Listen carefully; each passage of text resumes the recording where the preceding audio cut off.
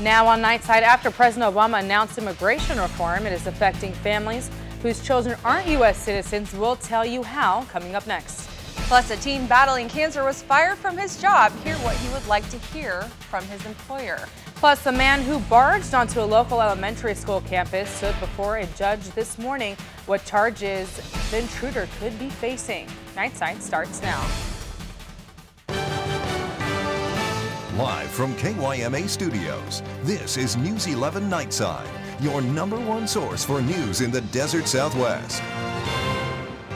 Thank you for joining us here on News 11. A cold rain has kept things calm and relatively quiet in Ferguson, Missouri, but there is also still nothing but silence from the grand jury there, which has many in the fractured community on edge. Jay Gray has new information tonight on when we might learn if Officer Darren Wilson will face charges in the shooting death of Michael Brown. As preparations continue around the courthouse. After President Barack Obama announced his plan this week to shield up to 5 million immigrants from deportation, an undocumented worker and mother in Seattle, Washington feels like all her dreams for citizenship were dashed. Sylvia Gonzalez has lived in the U.S. with her daughter for 14 years, working as a domestic worker and elderly care services planner. On Thursday, Obama said he would defer deportation of parents of children who are either U.S. citizens or legal residents, but Gonzalez's daughter is undocumented. After rallying with supporters and sacrificing for years, Gonzalez reacted to the news that she and her daughter will not qualify. I have been in the States for 14 years with my daughter. We have fought really hard for her to be in college, and when the announcement happened, I felt that all my dreams were shut down. It's estimated that some 6 to 7 million undocumented people living in the U.S. will not be eligible under the president's plan.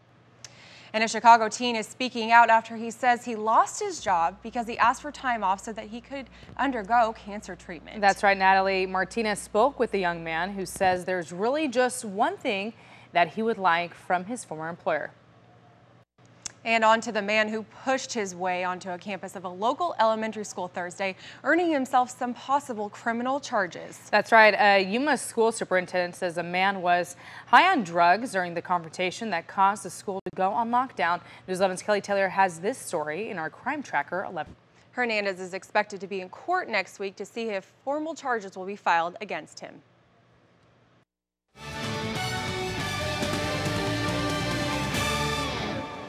So those cooler temperatures are here to stay, like you said. Yeah, those cool temperatures definitely here to stay. And guess what, folks? They're going to be here for the rest of the year, and it's going to be getting a lot cooler.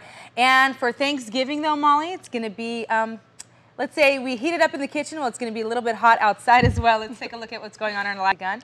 But we'll have more for you in our full weather forecast. It will be warm enough to have Thanksgiving dinner outside, so that's just a little sneak peek. Very true. What do we got coming up next? Well, a Tennessee lunch lady was served up a special surprise from her school. We'll bring you the heartwarming story after the break.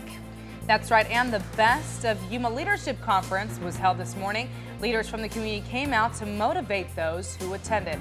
That's next on News 11, where news comes first. Oh, this is awesome. Thank you, guys.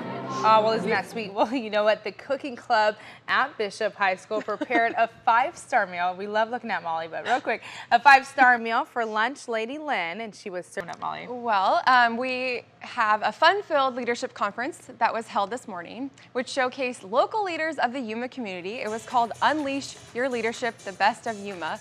Managers from around the community were there, from Yuma County Board to local chamber members to Toastmaster of the Year and Miss Yuma County herself.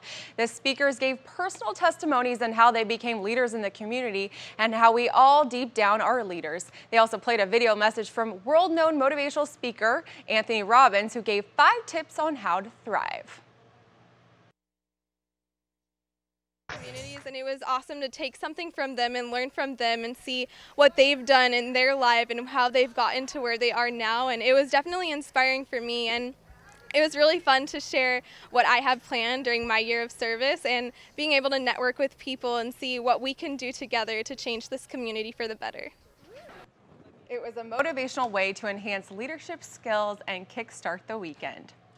Well, two teams on a winning streak will come head-to-head in Indianapolis tonight. We'll give you the details on who took the win. Stay with us.